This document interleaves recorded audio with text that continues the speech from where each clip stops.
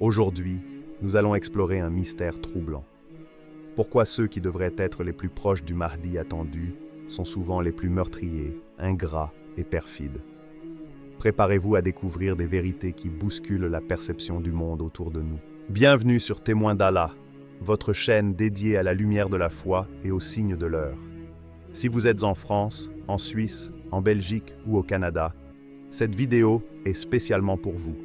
N'oubliez pas de vous abonner pour ne jamais manquer ces révélations qui éclairent le chemin des croyants. La nature humaine face à la lumière divine. Il existe des moments dans l'histoire où la lumière d'Allah descend sur la terre à travers un serviteur choisi. Cette lumière n'est pas simplement une clarté visible, elle est une manifestation de la vérité absolue, un éclat spirituel qui révèle la grandeur divine et l'ordre de l'univers. Lorsqu'elle s'incarne à travers le Mahdi, elle devient un miroir intransigeant pour tous ceux qui l'approchent. Les âmes humaines, avec leurs imperfections et leurs failles, sont mises à nu face à cette radiance.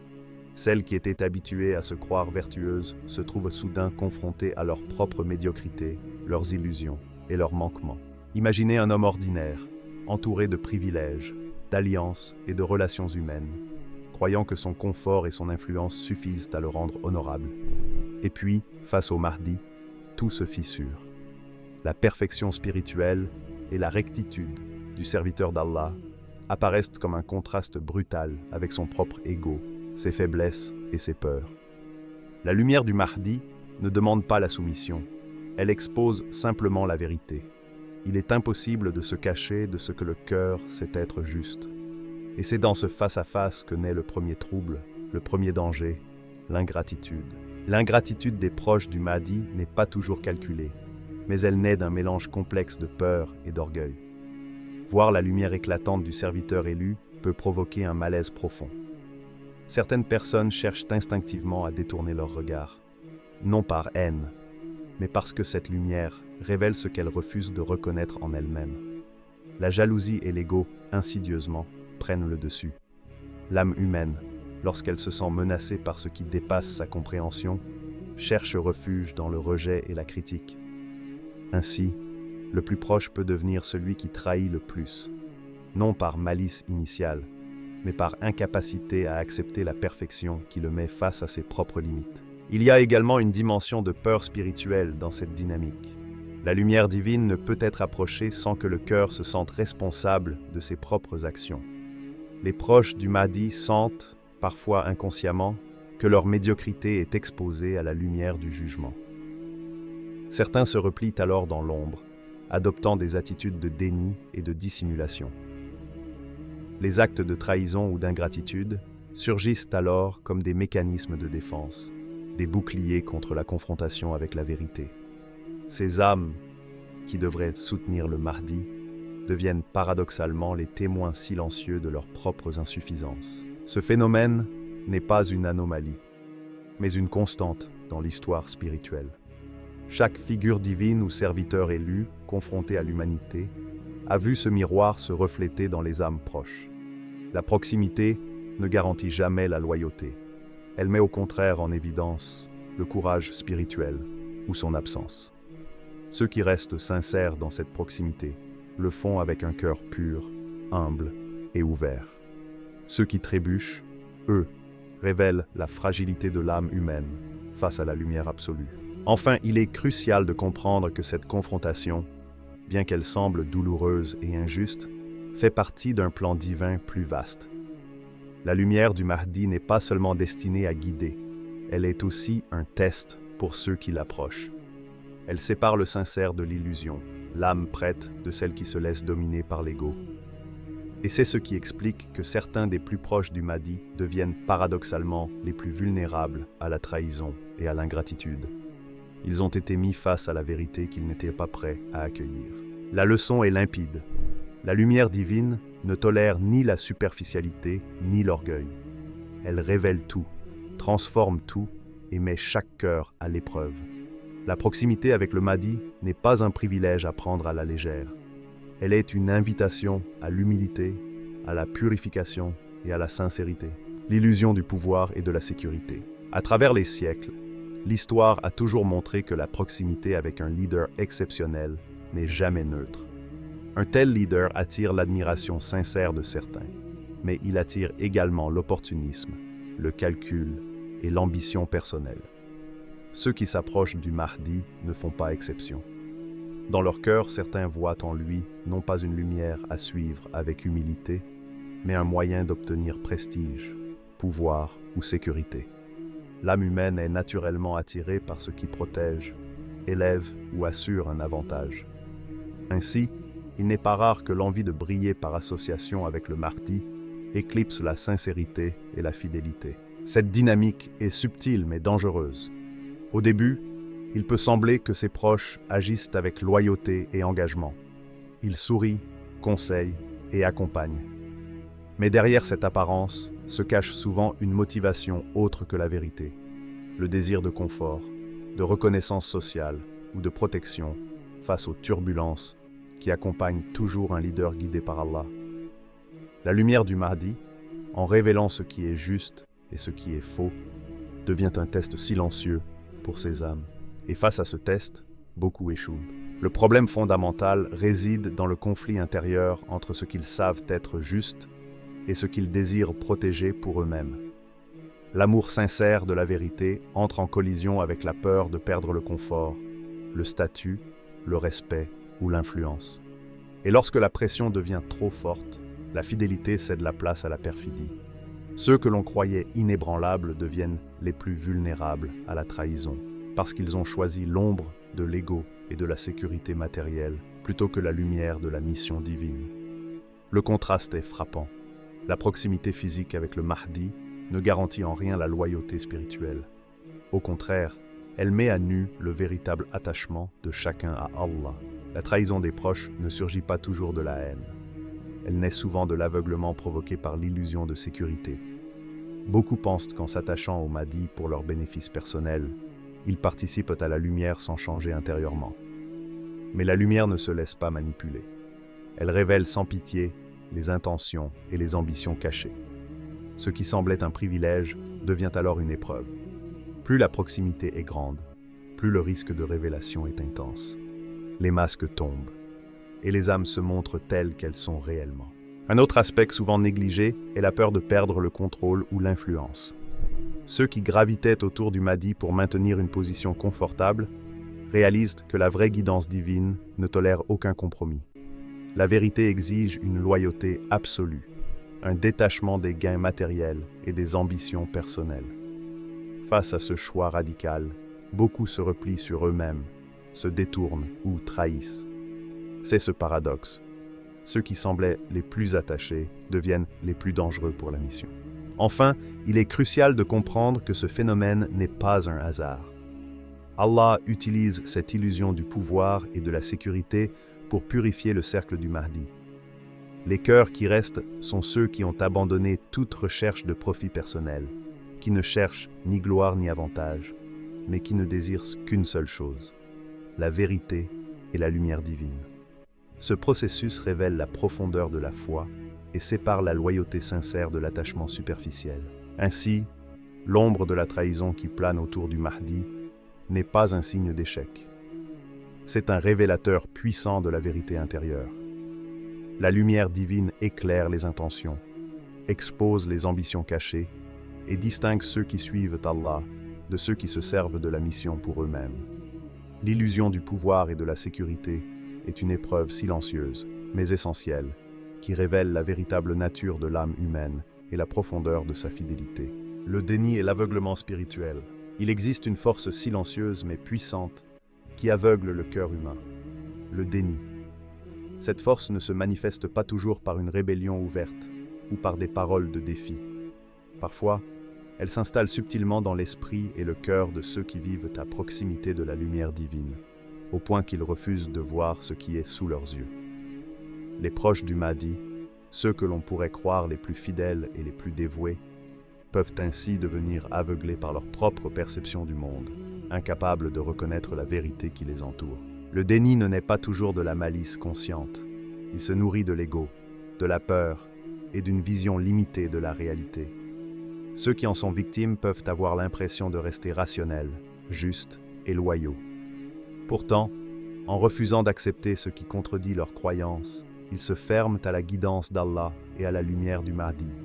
Leur cœur devient une forteresse intérieure où la vérité est niée, même lorsqu'elle brille devant eux. Cette cécité spirituelle, souvent imperceptible à l'extérieur, transforme peu à peu l'ingratitude et la perfidie en comportements naturels, presque involontaires. L'aveuglement spirituel est particulièrement dangereux parce qu'il corrompt l'intuition et le discernement. Un proche du Mahdi peut partager son quotidien, observer ses gestes, entendre ses paroles et assister à ses actions, mais rester incapable de percevoir la profondeur de sa mission. La lumière du Mahdi n'est pas simplement éclatante, elle est aussi exigeante. Elle demande une ouverture du cœur, une sincérité totale et une capacité à dépasser les limitations de l'ego. Lorsque le cœur est fermé, la lumière devient insupportable et l'âme se détourne, parfois sans s'en rendre compte. Le phénomène du déni prend souvent racine dans une peur subtile, celle de perdre son confort intellectuel ou émotionnel. Accepter la mission du Mahdi implique de remettre en question des certitudes, de revoir des priorités et de se détacher de sécurité psychologique ou sociale. Pour beaucoup, ce processus est perçu comme une menace, et l'âme choisit instinctivement de se protéger par le rejet. Ainsi, le proche qui semblait le plus loyal peut devenir un adversaire silencieux, non par haine ou par ambition, mais parce qu'il ne peut supporter la confrontation avec la réalité divine. Une autre dimension de ce déni est la dépendance à l'illusion de contrôle. Certains cherchent à façonner la vérité selon leurs désirs et leurs visions limitées.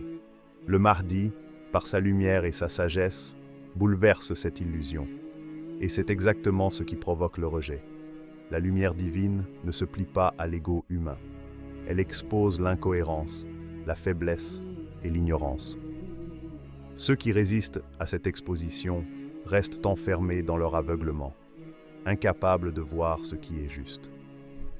Leur ingratitude devient alors une conséquence directe de cette incapacité à percevoir la guidance. Pourtant, ce processus n'est pas un hasard. Il est un test subtil, mais nécessaire, destiné à distinguer ceux qui suivent Allah par amour de la vérité et ceux qui se contentent de suivre pour des raisons personnelles ou par habitude. Même la proximité physique avec le Mahdi ne protège pas du déni. Elle met au contraire l'âme face à son choix ultime. Accepter la lumière ou s'en détourner. Et ceux qui choisissent de se détourner deviennent, sans même s'en rendre compte, des obstacles silencieux à la mission. Des témoins involontaires de la fragilité humaine face à l'évidence divine. Enfin, ce phénomène nous rappelle que la fidélité ne se mesure pas seulement par l'apparence ou par la proximité. Elle se mesure par l'ouverture du cœur, par la capacité à accueillir la vérité même, lorsque celle-ci bouleverse tout ce que nous pensions savoir. Le déni et l'aveuglement spirituel sont des épreuves redoutables, car ils touchent les proches, les plus vulnérables et les plus exposés, révélant la profondeur de la faiblesse humaine et la grandeur de la lumière divine. Les épreuves qui purifient le serviteur élu. L'histoire de chaque serviteur choisi par Allah est marquée par une vérité universelle. La mission divine ne se déploie jamais dans un chemin de roses. Elle est sculptée dans la difficulté, dans les larmes silencieuses et dans les batailles intérieures que personne ne voit. Le Mahdi ne fait pas exception.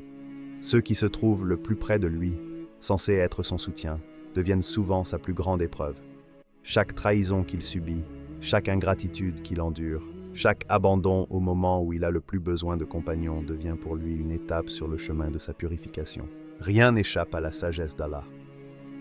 Lorsqu'il choisit un homme pour une mission aussi colossale que celle de libérer l'humanité de l'oppression spirituelle et de guider le monde vers la justice, il ne laisse rien au hasard. La douleur n'est pas une punition, elle est une formation. Les blessures infligées par les proches ne sont pas des accidents. Elles sont le creuset où se forge la patience, la foi inébranlable et la vision claire du destin. Le Mahdi, observant les perfidies qui l'entourent, ne s'écroule pas. Il apprend à ne s'appuyer que sur Allah. Il apprend que la louange des hommes est fragile et que leur fidélité est souvent conditionnée. Son cœur se détache progressivement du soutien humain, non pas par haine ou indifférence, mais parce qu'il comprend que la véritable force vient d'un lien pur avec son Seigneur. Plus les cœurs autour de lui se dévoilent, plus le sien se fortifie. Il y a dans cette solitude une sagesse profonde. À travers elle, Allah protège son serviteur de l'illusion de dépendre d'autres que lui.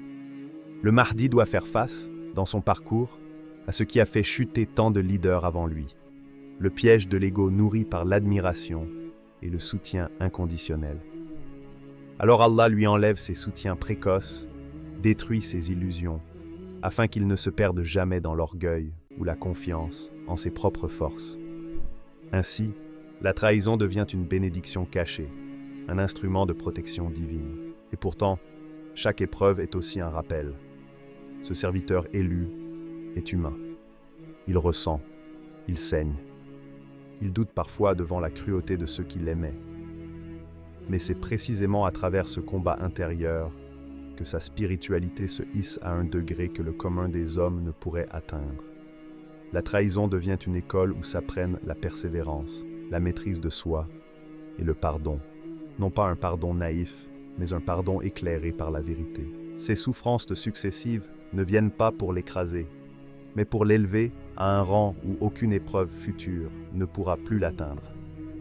Car le Mahdi n'est pas seulement destiné à guider des croyants sincères, il devra affronter le Dajjal, démanteler l'injustice mondiale, résister aux armées de la corruption et de la tromperie. Comment pourrait-il affronter tout cela sans avoir été d'abord solidifié, purifié, détaché, préparé? Ainsi, chaque coup porté par les proches est un marteau divin façonnant son âme. Chaque abandon est une étape vers un cœur qui bat uniquement pour Allah. Chaque humiliation devient une leçon qui écrase l'ego et illumine l'esprit. Lorsque viendra l'heure de se lever devant le monde, le Mahdi ne tremblera pas, car il aura déjà fait face aux pires adversaires, ceux qui se cachaient derrière le masque de l'amitié et de la proximité. Les véritables ennemis ne pourront plus rien lui enlever, puisqu'il n'attend plus rien des hommes. Le tri ultime est l'alignement des cœurs.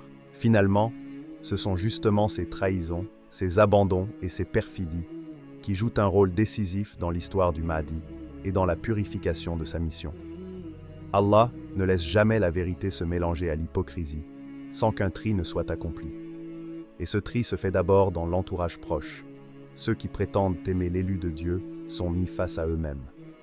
Leur fidélité n'est pas testée dans les moments de gloire, mais dans les heures sombres, quand la reconnaissance n'existe pas encore, quand le soutien n'offre aucun avantage. C'est là que le vrai visage des cœurs se révèle. Ainsi, Allah expose progressivement ceux dont les intentions sont impures, ceux qui veulent se rapprocher du Mahdi pour un prestige futur, ceux qui s'imaginent mériter une position parce qu'ils le connaissent depuis longtemps. Mais quand le temps de l'épreuve arrive, ils se détournent, ils doutent, ils se disent « Peut-être que nous nous sommes trompés sur lui ». Ils ne croient qu'en ce qui sert leur ego. Alors Allah les écarte doucement de la guidance sans qu'ils ne s'en rendent compte. Pendant ce temps, d'autres, invisibles, éloignés, inconnus, ressentent dans leur cœur une lumière qu'ils ne peuvent expliquer.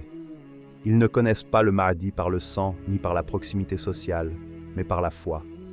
Ils reconnaissent les signes, ils pressentent la vérité, et leur amour pour l'élu se nourrit de sincérité et d'espoir. Allah les choisit parmi des lieux inattendus, des peuples divers, pour devenir les premiers alliés du serviteur élu. Il n'y a pas de hasard. Allah trie les âmes avant de trier les armées. Car si le Mahdi devait être soutenu par ceux dont la foi est fragile, son projet serait menacé avant même de naître. Allah veut que son élu soit entouré de cœurs solides, loyaux, purifiés de toute attente personnelle. Un soutien fondé sur la vérité, et non sur l'ambition. Et c'est là que se révèle le plan divin. Les trahisons, les jalousies, les accusations injustes, les abandons, ne sont pas des échecs. Ce sont des révélateurs. Des tests qui séparent le vrai du faux. Ceux qui restent, malgré les obstacles, deviennent les compagnons d'élite. Ceux qui seront capables de porter la responsabilité immense des derniers temps. Un simple mot, une rumeur, un doute infime suffit à faire chuter les âmes faibles. Une conviction intérieure, une certitude venue d'Allah suffit à faire tenir ceux qu'il a choisis. Cette réalité doit être méditée par chacun de nous. Beaucoup prétendent aimer Allah et son prophète. Beaucoup prétendent attendre le Mahdi. Mais combien seront réellement prêts à le reconnaître avant qu'il ne soit connu? Combien oseront le défendre avant que le monde ne se rallie à lui? Combien accepteront de perdre pour Allah avant de gagner avec Allah? Le tri ultime n'est pas une histoire du futur. Il a déjà commencé dans les cœurs. Le Mahdi n'est pas seulement une figure prophétique, il est un miroir, un juge silencieux qui met à nu l'hypocrisie de certains et révèle la grandeur de foi chez d'autres. Quand Allah décide d'élever quelqu'un, il élève avec lui ceux qui méritent la lumière, et il laisse derrière ceux qui se contentent de l'ombre. Ainsi, la trahison des proches n'est ni une faiblesse, ni une douleur vaine. Elle est une protection. Allah ferme des portes humaines pour ouvrir des portes divines. Il retire certains visages afin d'en faire apparaître d'autres, bien plus sincères. Le tri ultime est en marche. Les cœurs s'alignent, les masques tombent, et l'humanité, qu'elle le veuille ou non, sera témoin de la vérité. Et maintenant, la question demeure. Pourquoi ceux qui entourent le Mahdi, ceux que l'on pense être ses soutiens naturels, ses alliés évidents, son premier cercle, deviennent-ils les plus perfides et les plus dangereux pour lui? Pourquoi la menace la plus meurtrière ne vient-elle pas de l'ennemi visible, mais de l'ami qui sourit, tout en cachant le couteau? La réponse se trouve dans la nature même de la mission du Mahdi. Révéler la vérité, une vérité qui ne laisse aucun masque tenir, aucune illusion survivre, aucun cœur impur rester caché. Ceux qui vivent à ses côtés, qui observent chaque détail de sa vie, qui voient ses qualités mais aussi ses épreuves, sont mis à l'épreuve eux-mêmes. Leur propre noirceur remonte à la surface, car la lumière du Mahdi éclaire l'âme de chacun. Et lorsque la vérité leur devient insupportable, ils préfèrent la détruire plutôt que de se réformer eux-mêmes. C'est un phénomène déjà observé à travers l'histoire des élus. Le prophète Joseph a été jeté dans un puits par ses propres frères. Le prophète Moïse fut rejeté par son peuple, malgré les miracles visibles. Le prophète Muhammad fut combattu d'abord par sa propre tribu. Alors comment le Mahdi, qui n'aura pas encore la reconnaissance générale, échapperait-il à cette règle divine? Ceux qui l'entourent ne trahiront pas par ignorance, mais par orgueil. Ils ne refuseront pas la vérité par manque de preuves, mais par peur de perdre ce qu'ils aiment, leur contrôle, leur statut, leur vie construite sur le mensonge. La proximité du Mahdi devient un miroir impitoyable. Les cœurs faibles ne supportent pas leur propre reflet.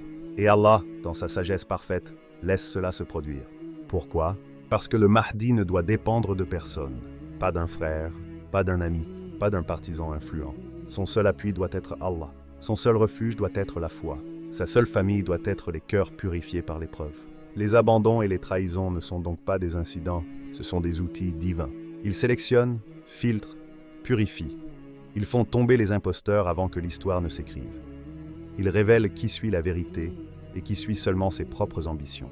Car au jour de la confrontation contre Dajjal, aucun allié du Mahdi ne devra trembler. Et c'est une leçon pour toi, pour moi, pour tout croyant qui dit attendre le Mahdi. Tu peux être proche du Mahdi sans l'être pour Allah. Tu peux être loin du Mahdi et être le plus proche de la lumière. La vraie question n'est donc pas « Où est le Mahdi ?» mais « Où est ton cœur ?» Es-tu prêt à reconnaître la vérité avant qu'elle ne devienne évidente? Es-tu prêt à soutenir l'inconnu avant qu'il ne devienne leader? Es-tu prêt à perdre pour Allah avant de gagner avec Allah? Car Allah trie maintenant, dans le silence. Les trahisons d'aujourd'hui préparent les victoires de demain. Et ceux qui restent fidèles malgré les ténèbres marcheront avec le Mahdi quand Allah lui donnera la lumière sur le monde. Un temps vient où les masques tomberont, où les hypocrites fuiront, où les ingrats regretteront, mais les sincères resteront. Alors, demande-toi, si le Mahdi était ton frère, ton ami, ton voisin, serais-tu son soutien ou son premier ennemi? C'est là que tout commence, dans le secret du cœur. Longtemps avant que les armées ne se lèvent,